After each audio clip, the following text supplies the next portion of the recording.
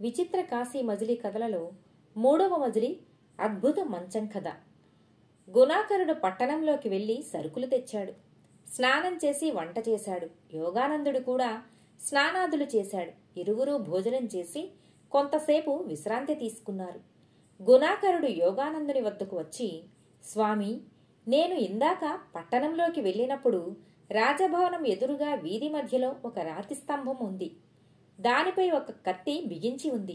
దాని గురించి ఆ ప్రాంత ప్రజలకే కాదు, రాజవంశీయులకు కూడా ఏమీ తెలియదట. ఆ కత్తి గురించి తెలుసుకోవాలని ఆసక్తిగా ఉంది గురువుగారు అన్నాడు గుణాకరుడు.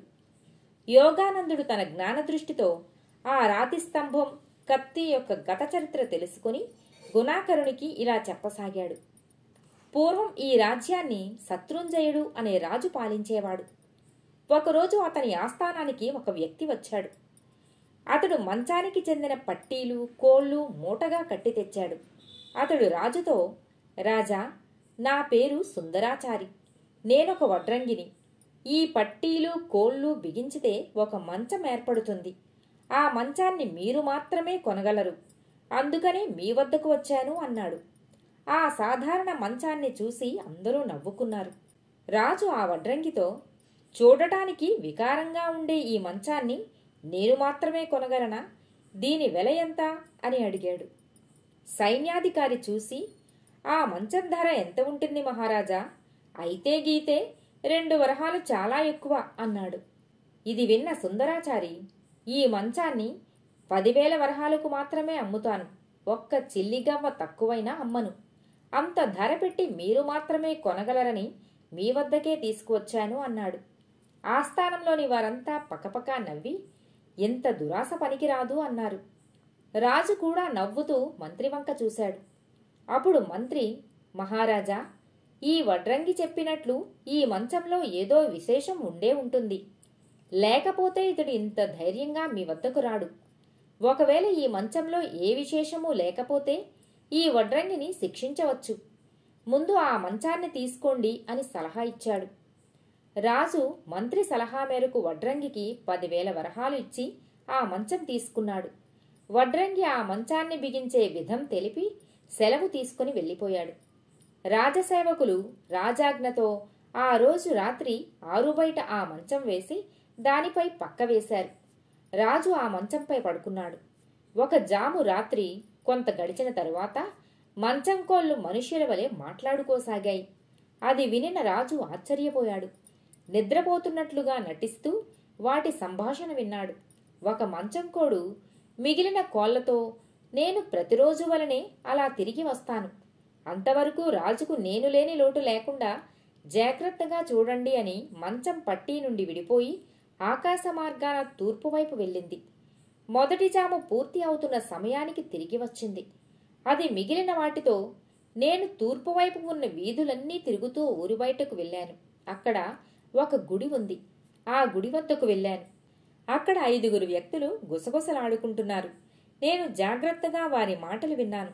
వారిలో ఒకడు, మిత్రులారా, మన రాజు వీరేంద్ర భూపతికి ఈ శత్రుంజయుడు శత్రువు. ఇతనిని చంపటానికి మన రాజు ఎన్నోసార్లు ప్రయత్నించి విఫలమయ్యాడు.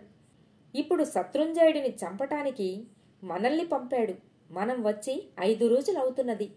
కాని ఇంతవరకు ఏమీ చేయలేకపోయాం అని బాధపడ్డాడు. మరొక వ్యక్తి, ఆ శత్రుంజయుడిని చంపి మన వీరేంద్ర భూపతి అభిమానాన్ని పొందుదామని ఎంత ప్రయత్నించినా ఉపయోగం ఉండట్లేదు అన్నాడు. వారిలో ఇంకో వ్యక్తి, మిత్రులారా, మీరెవరూ అధైర్యపడకండి. నేను ఒక ఉపాయం ఆలోచించాను. ఈ రాజుకు వేట అంటే ఇష్టం.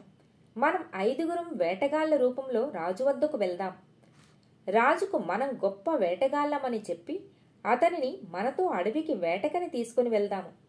మనం ఉండగా ఇతర వేటగాళ్లతో పని లేదని రాజుకు చెబుదాం. దానితో రాజు కొద్దిమంది సేవకులతో వేటకు వస్తాడు. సమయం చూసి మనం రహస్యంగా దాచుకున్న కత్తులతో దాడి చేసి రాజును అతని సైనికులను చంపుదాము. మన వీరేంద్ర భూపతి పగను తీర్చి అతని అభిమానాన్ని పొందుదాము అన్నాడు. అందరికీ అతడు చెప్పిన సలహా నచ్చింది. వారంతా అక్కడి నుండి వెళ్ళిపోయారు. ఇది విన్న నాకు పాపం, ఈ మంచంపై హాయిగా నిద్రిస్తున్న రాజుకు ప్రాణహాని రాబోతున్నదనే బాధ కలుగుతున్నది అని తాను చూసిన విశేషాలు చెప్పింది. తరువాత రెండవ మంచం కోడు కూడా మొదటి కోడు వలె జాగ్రత్తలు చెప్పి రాజ్యంలో దక్షిణం వైపు వెళ్ళింది. రెండవ జాము రాత్రి ముగిసే సమయానికి అది తిరిగి వచ్చి తాను చూసిన విశేషాలు మిగిలిన వాటికి చెప్పింది. మిత్రులారా, నేను రాజ్యంలో దక్షిణం వైపు వీధులలో తిరుగుతూ ఒక నిర్మానుష్యపు వీధిలో ప్రవేశించాను. నేనా వీధిలో తిరుగుతుండగా ఒక స్త్రీమూర్తి జుట్టు విరబోసుకుని దుఃఖిస్తూ ఆ వీధిలోకి వచ్చింది. నేనామెను సమీపించి ఏమైంది అని అడిగాను. ఆమె నా వైపు వింతగా చూసి నన్ను దైవాంశ సంభూతురాలుగా గ్రహించింది. తరువాత, ఈ రాజ్యాన్ని పాలించే రాజు చాలా మంచివాడు, ప్రజల కష్టాలను తీరుస్తుంటాడు. ఆ మంచి రాజుకు రాబోయే 5 రోజులలో ప్రాణగండం ఉన్నది. అతనిని ఒక పాము కాటేయబోతున్నది అన్నది. అప్పుడు నేను, పాము కాటుకు విరుగుడు లేదా అని అడిగాను.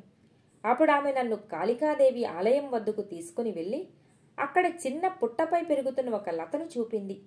ఆ లతను వేరుతో సహా తీసి దానిని నూరి ఆ రసం పోస్తే ఆ పాముకాటుతో మరణించిన రాజు మరలా జీవిస్తాడట. ఆ లతకు గల ఔషధ గుణం మానవ మాతృలకు ఎవరికీ తెలియదట. తాను మానవులకు చెప్పే అవకాశం లేదట. అందువలన బాధపడుతున్నాను అని చెప్పి తాను గుడిలోకి వెళ్ళి మాయమైంది. అది విన్న నేను కూడా రాజును కాపాడలేకపోతున్నానే అని బాధపడుతున్నాను అని చెప్పింది. 3వ జాము ప్రారంభమైన కొద్దిసేపటికి 3వ మంచం కోడు కూడా విహారానికి బయలుదేరింది. అది రాజ్యంలో పడమర వీధులన్నీ తిరిగి 4వ జాము మొదలయ్యే సమయానికి తిరిగి వచ్చింది. అది మిగిలిన మంచం కోళ్లతో, మిత్రులారా, నేను ఈరోజు ఈ రాజుకు రాజ్యానికి మేలు చేశాను అన్నది. మిగిలిన కోళ్లు ఏం చేశావు అని అడిగాయి. అప్పుడు ఆ కోడు జరిగిన విషయాన్ని చెప్పింది. మిత్రులారా, నేను పడమర వీధులలో తిరుగుతుండగా ఒక భయంకర పిశాచి నెత్తిమీద కుంపటి పెట్టుకుని ఎదురైంది. నేను ఆమె పిశాచి అని గ్రహించి అడ్డగించాను. అప్పుడది, ఓసి మంచం కూడా, దారి విడువు, నేనసలే ఆకలితో ఉన్నాను. నాకు ఎదురుగా వచ్చిన మనిషిని మింగి నా ఆకలి తీర్చుకోవాలి అన్నది. అయితే నీవు రోజూ రాత్రిళ్లు తిరిగి మనుషులను తింటావా అని అడిగాను.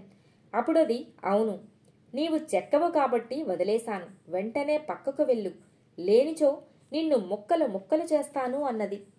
నాకు కోపం వచ్చి, ఓసి పిశాచి, అమాయకులైన మానవులను చంపి తినుట అన్యాయం, నీ బుద్ధి మార్చుకో అన్నాను.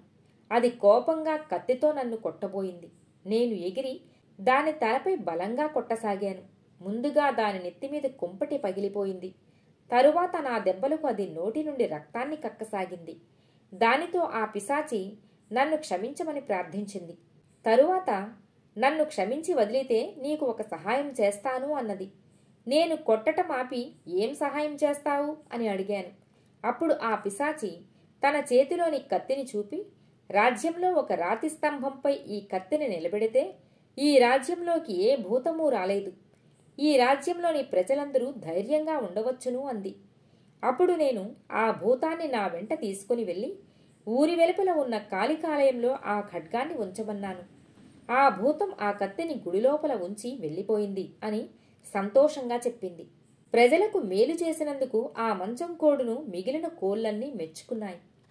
4వ జాము ప్రారంభమైన కొద్దిసేపటికి 4వ కోడు కూడా బయటకు వెళ్లి తిరిగి వచ్చింది. అది మిగిలిన కోళ్లకు తాను చూసిన విశేషాలు ఇలా తెలియజేసింది. మిత్రులారా, నేను ఉత్తరం వైపు వెళ్లి రాజుగారి గుర్రపుశాలలోకి వెళ్ళాను. అక్కడ ఒక గదిలో నుండి మాటలు వినిపించాయి. నేను ఆ గదిలోకి వెళ్లి చూశాను. అక్కడ ఒక అందమైన యువతి, ఒక పురుషుడు మాట్లాడుకుంటున్నారు. వారి మాటలను బట్టి ఆమె ఈ దేశపు రాజుగారి భార్య అని తెలిసినది. అతడు రాజుగారి గుర్రపుశాలలో పనిచేసే వ్యక్తి. రాణి అతనితో, ఓ ప్రియా, నాకు నిన్ను రోజూ కలవాలని ఉంటుంది, కాని ఆ రాజు ప్రతిరోజూ ఒకసారి అంతఃపురానికి వస్తూ ఉంటాడు. ఎప్పుడో ఒకసారి సమయం చూసుకొని నీ దగ్గరకు రావలసి వస్తోంది. ఈరోజు ఎవడో వడ్రంగి ఇచ్చిన మంచంపై పడుకొని కలలు కంటున్నాడు. అందుకని ఈరోజు ఇంతసేపు నీ దగ్గర ఉండగలిగాను. తెల్లవారబోతున్నది కనుక వెళ్ళక తప్పటం లేదు. నేను ఒక పథకం వేశాను. తెల్లవారిన తరువాత రాజు జీవితం తెల్లారిపోతుంది.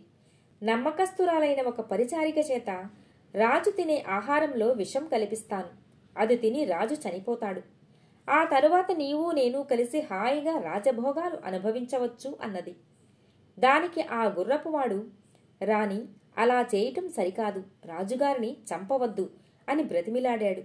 దానికి రాణి నవ్వి అంతఃపురానికి వెళ్ళింది. ఇది విన్న నా మనసు కలత చెందింది. పాపం, మంచి రాజుకు ఎన్ని కష్టాలు! ఈ గండాలన్నీ తొలగి రాజు బ్రతికితే బాగుంటుంది అన్నది. అంతలో తెల్లవారింది. మంచం కోళ్లు మాట్లాడుకోవటం ఆపేశాయి. ఆ మంచంపై పడుకొని మంచం కోళ్లు మాట్లాడుకున్న సంగతులు విని రాజు బాధపడ్డాడు, కోపించాడు. తెల్లవారుతూనే లేచి గబగబా కాలకృత్యాలు తీర్చుకుని రాజదర్బారును ఏర్పాటు చేశాడు. అంత ఉదయాన్నే ఆస్థానానికి వచ్చి రాజు అందరినీ పిలిపించటం అందరికీ ఆశ్చర్యం కలిగించింది. రాజు మంత్రి మరికొంతమంది ముఖ్యులను తనను ఏమీ ప్రశ్నించకుండా తన వెంట రమ్మన్నాడు. వారంతా రాజుగారి వెంట బయలుదేరారు. రాజు వారిని కాళికాలయానికి తీసుకుని వచ్చాడు. దేవికి నమస్కరించి గుడిలో 4 మూలలా వెతికించాడు. అక్కడ ఒక పక్క కత్తి కనిపించింది.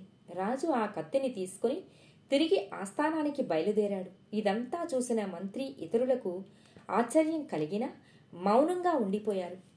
కొంతసేపటికి రాజాస్థానానికి 5 వేటగాళ్లు వచ్చి రాజుగారిని తమతో వేటకు రమ్మని అడిగారు. రాజుగారి ఆదేశంతో సైనికులు వారిని బంధించి వారి అస్త్రాలను వెతికారు. వారు రహస్యంగా దాచిన కత్తులు బయటపడ్డాయి. రాజు వారిని బెదిరించగా వారు తాము వీరేంద్ర భూపతి పంపిన మనుషులమని, శత్రుంజయరాజును చంపటానికి వచ్చామని అంగీకరించారు. రాజు వారిని చెరసాలలో వేయించాడు. ఆస్థానంలోని మంత్రి ఇతరులు ఈ శత్రుగూఢచారుల విషయం రాజుకెలా తెలిసింది అని ఆశ్చర్యపోయారు.